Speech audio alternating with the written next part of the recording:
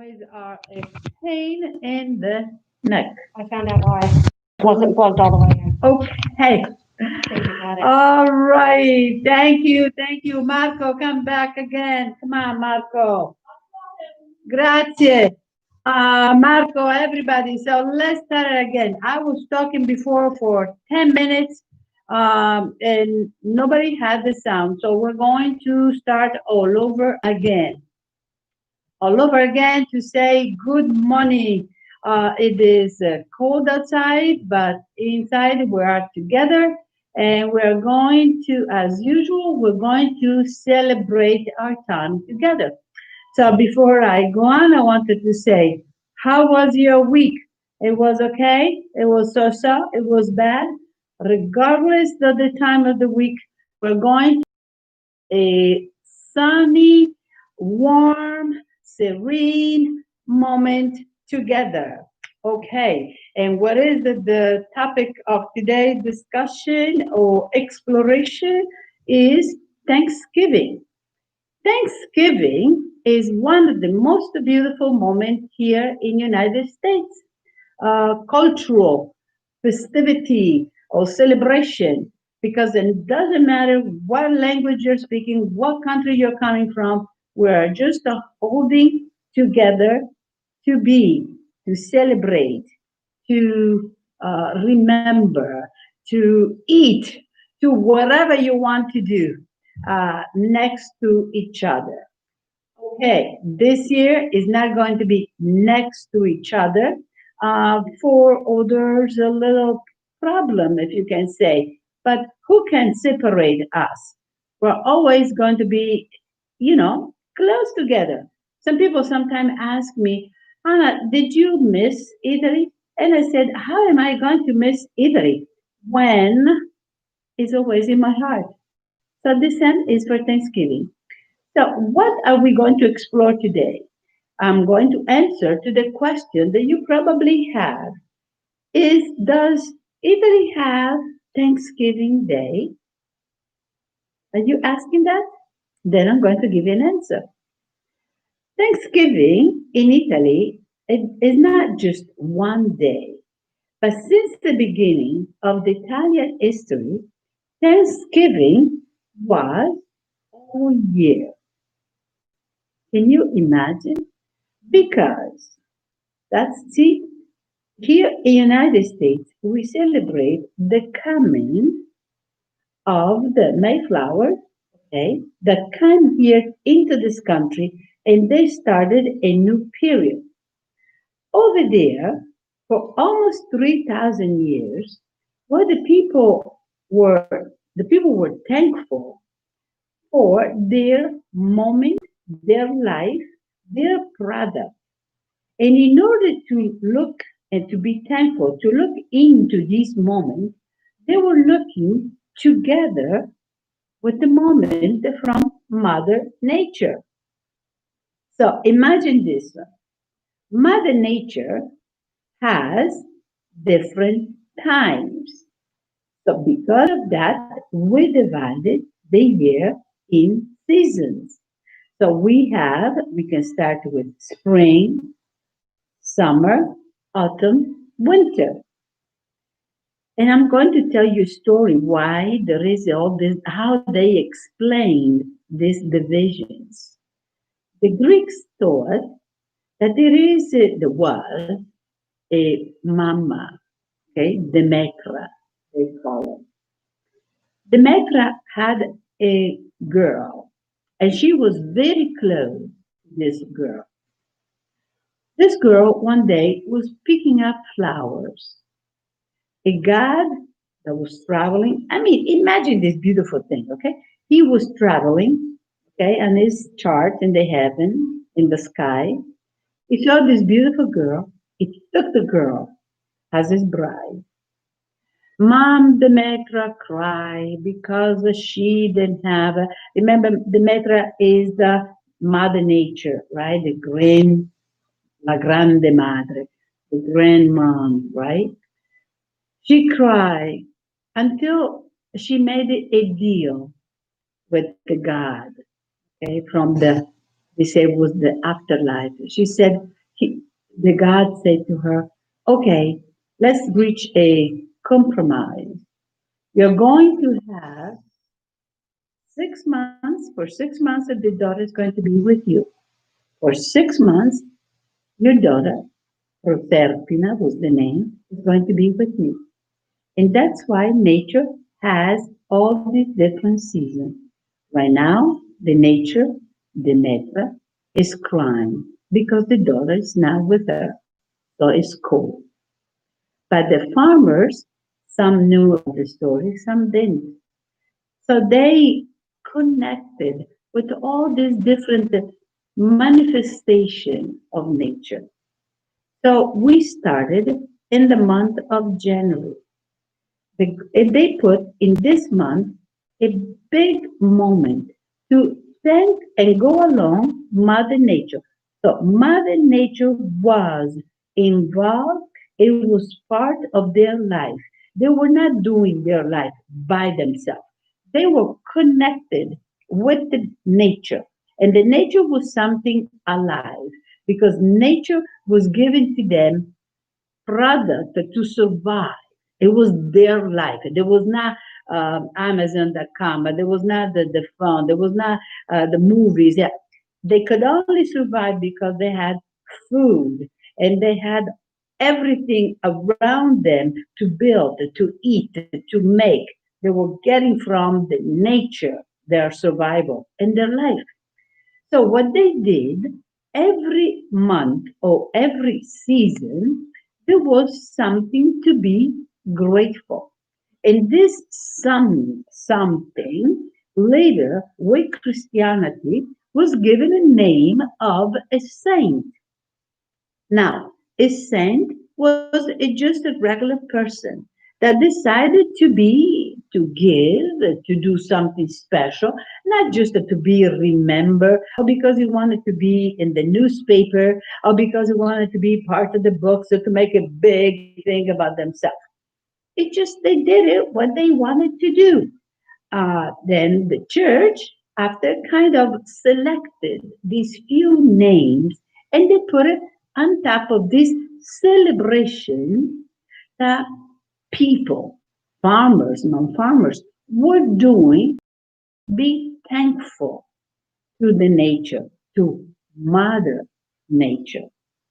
For example, let's discover this.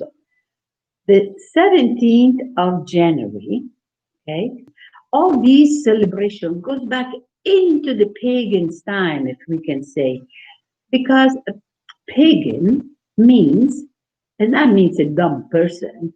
It means a person that lives outside the city. So this, and so after we kind of divided these two moments, the pagans is before Christianity, Christianity is after. But the foundation of certain celebration already, even around Christianity, into this time, the new religion, the spread of this new religion, the foundation somehow already there. The Roman in January, they were going to see all these animals in these barns, right? And they were giving to them farro, which is a legume, with wine, honey, and milk to make them strong. Because the Romans, they didn't eat too much meat because they thought all the animals were important to work in the field. But what they nourished, the product that they nourished, it was a fruit and vegetable and cereal and fish. Okay, that was their main. Those were the main ingredients for everyday life or banquets. Okay, so in January, it was the time to kind of give attention not to the field because it was cold outside. It was time attention to give it to the animals. So they would give all this big vitamin production of vitamin, pumping them so they could work in the field. When Christianity came, the 17th of January is a big time. It was today is a little bit, things today a little bit. in a moment of transition, if you can say, is the feast of Sant'Antonio Abate. Here in the United States, we think that St. Francis of Assisi is really the patron of animals and things like that. But actually, the reality is Sant'Antonio Abate. Antonio, was not even Italian. He was Egyptian. And all this happened in third century, okay, AD. But he started what it was the time to be by yourself. What we call it, and forget my accent, hermits. Okay, he was isolated himself. He wanted a mountain, and he wanted to meditate by himself. And with him, he started what was called after monachesimo, which means that the beginning of men that wanted to be monk. They want to have a solitary life, so they could meditate, they could think about it, they could do it, right? So Antonio, later Sant'Antonio, Abate, was an abbot, and he started to be part of it later that had many people that followed him. And he went into the group of monks. Now they had he next to him in every picture there is a pig because what is Sant'Antonio patron is the patron of il fuoco di Sant'Antonio, which is if you are sick, you will kind of pray Anthony, later Sant'Antonio, to be cured. This monk, this group, they were curing for purpose, okay? And they were curing this disease with the fat from a pig. So in every picture of Sant'Antonio, there is a piglet. And those piglets were so common into that time, they had a little belt around their neck, and they could go from house to house, and they would be fed like a great guest until the end of spring when they were enjoyed by everybody. But for the whole winter, they were the special guest from every house. So Sant'Antonio Abate is considered, yes, the patron if you have the herpes, the disease, which is called il fuoco di Sant'Antonio, the fire of Sant'Antonio, and the patron of all the animals, remembering from the Roman times. So all these animals, and I remember when I was in Italy, the farmers would bring this animal in the piazza near the church with sometimes flowers and decoration around them, and the priest will bless them because the meaning was soon was going to be the spring equinox. Soon this animal will get out from the barn and they needed the blessing, the protection to start a new year. Remember, all the farmers are inside the house and they're waiting with anxiety to rebuild, their field and to have more food. So Sant'Antonio in January, the 17th of January was a big time to say thank you and their thanksgiving because this was going to be another year. So the feast connected with Mother Nature because it was soon a new season to start. And during the 17th of January, so the animal in front of the church, the piglets that could just run all around. And so today, to remember that, they are all over Italy, immense, if you can say. Sometimes they are 80 feet tall, fire in the center of Piazza to remember the purification of fire.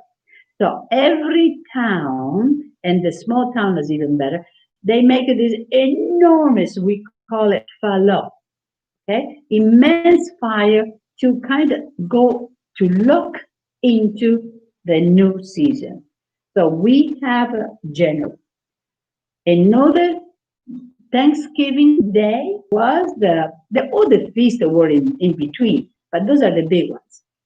The 19th of March, San Giuseppe. Oh my gosh, San Giuseppe, Saint Joseph, the patrons of all workers, the fathers, and everything. In fact, in Italy, the 19th of March is La Festa dei Papà. Okay, it's Father's Day. In every town has its own festivity and respect for San Giuseppe. I want to share with you what's happening in Sicily. In Sicily, they have a le tavolate di San Giuseppe, the big tables of Saint Joseph, which means that is big. That is big. So they prepare all the homes, prepare inside, outside, whatever, big table.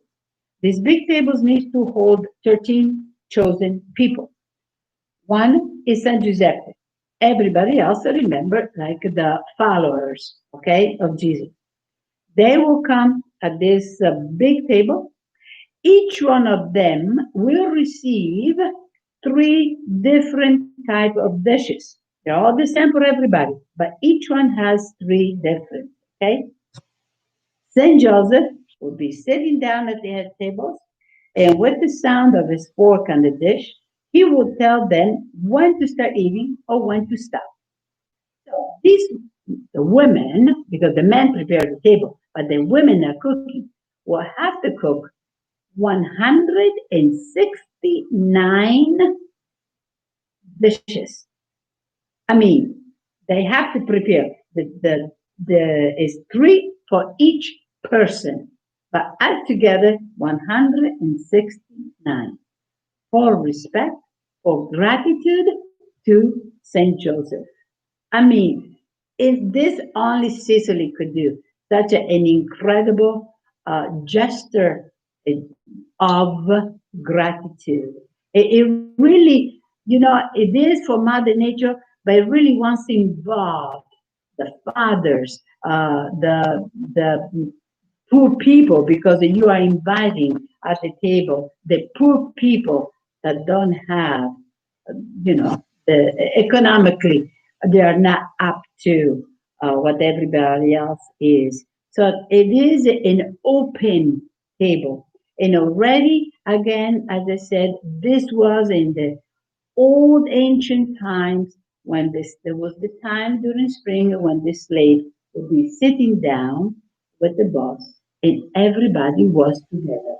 So again, Thanksgiving goes along with the season with Mother Nature because every moment we're not just thankful and thinking to have a gratitude one day. Yes, it is beautiful one day, but in the past it was every almost a month and a half, the change of nature, changes of this season, you were grateful for that moment, what was in the past and what was ahead of you. So we did the 17th of January, we did the 19th of March. Now, March was all the preparation, everybody's getting involved, the seeds and this and that until another big moment. Remember, though, there are all the sense in between, okay? Celebration, event, feast, or whatever. The big one, now there is a big one. And the big one is San Giovanni. Oh my gosh, San Giovanni is the feast, is the summer solstice. And why San Giovanni is so big? Because again, remember, we are the product of the past. Do you think my face, your face, is just coming down from whatever? You are the profile, you are the personality, you are the color of your eyes. You already are the product of your ancestor. One person in your long, long, long lineage had the same eyes as you, and you continue that person. So there is this invisible chain that goes forever. That's why we call it immortality, right? So these people, when they celebrated summer solstice, it was not just a moment. But imagine, since the beginning of time, they thought, not what they thought, during that day, which happens, the 21st of June, the 22nd of June, Suspicio means the sun stops. Okay, it stops in the sky because we have the same night, the length is the same.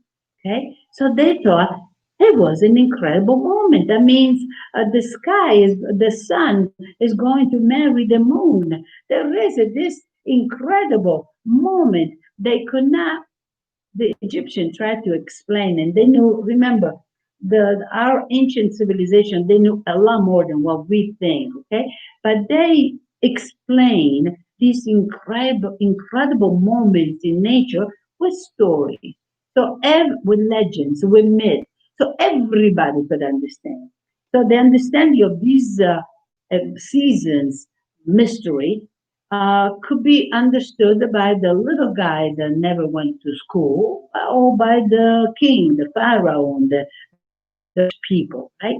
So they thought it was summer solstice. It was the most important thing for ancient civilization. Well, again, when Christianity came, who put there to express this incredible moment? Jesus' cousin, Giovanni Battista.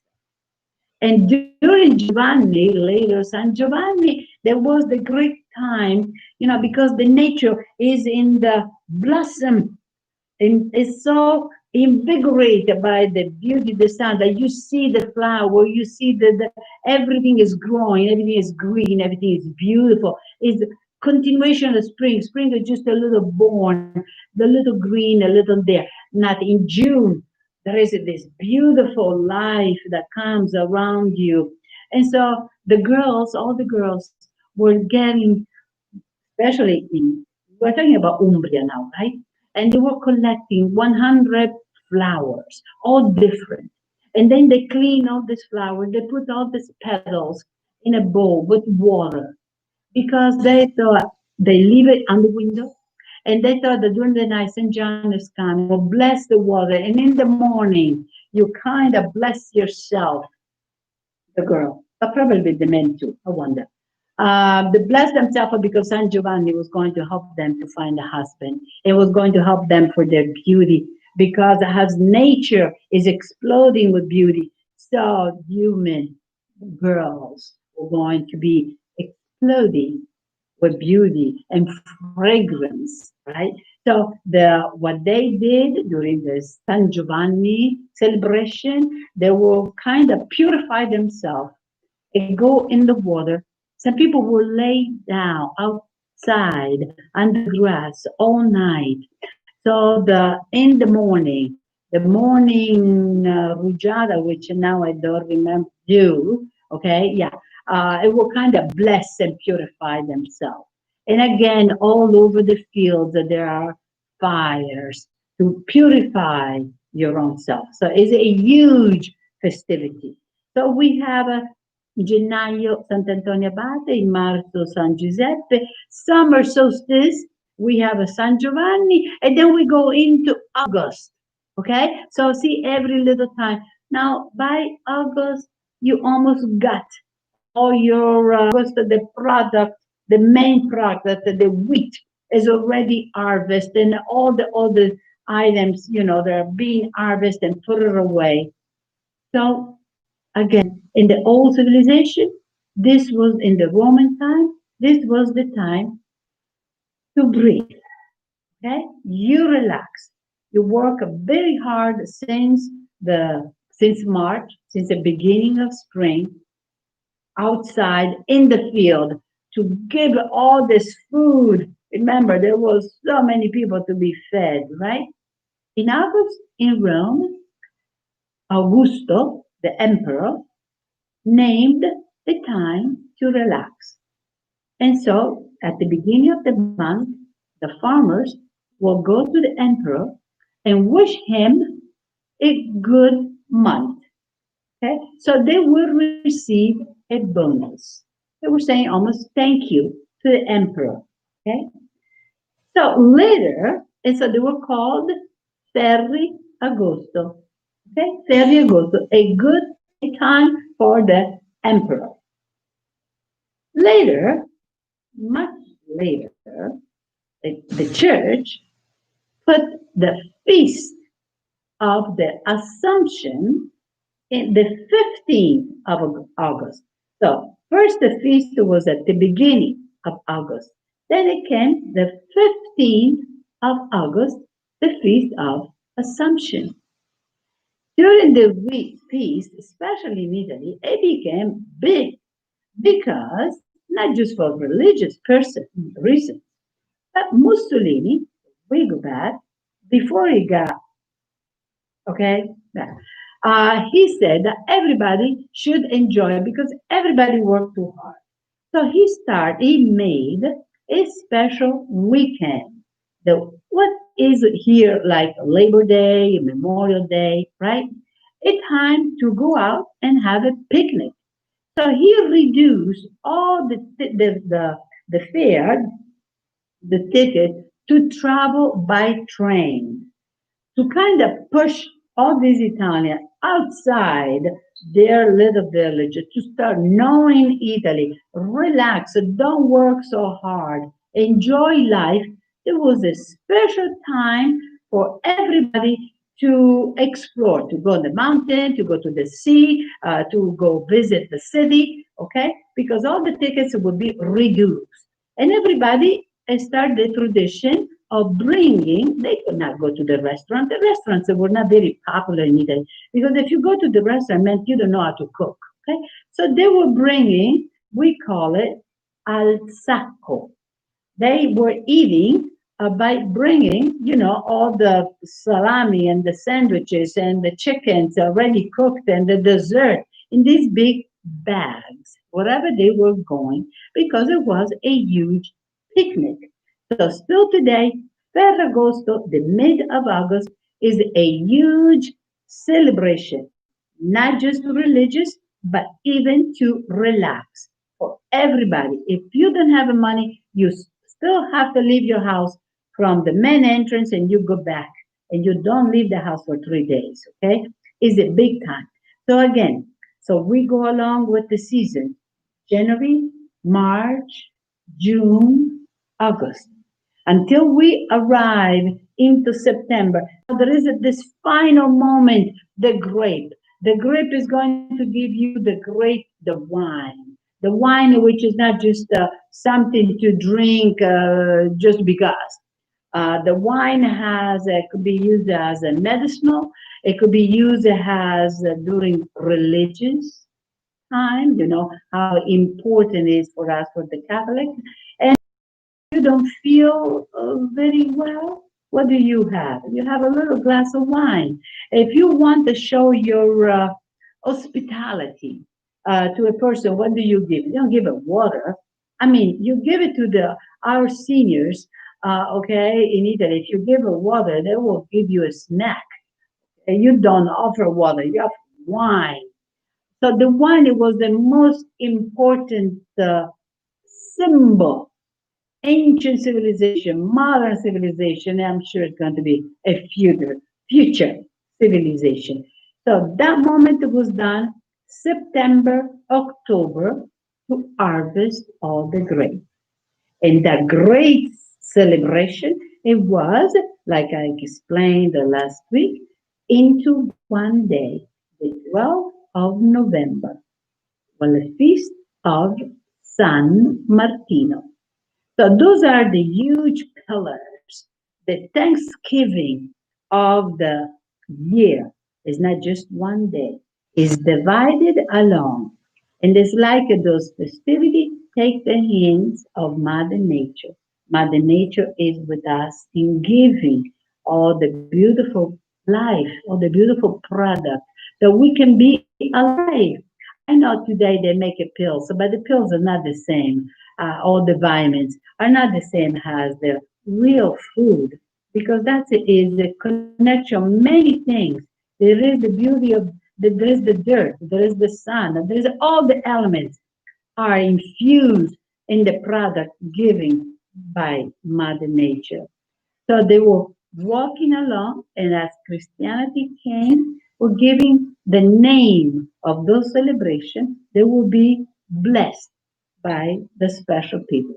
Every day, the Catholic, the Christian calendar has a saint, but the Thanksgiving, the Italian Thanksgiving, it goes along with, as I said, with Mother Nature, this very fundamental celebration.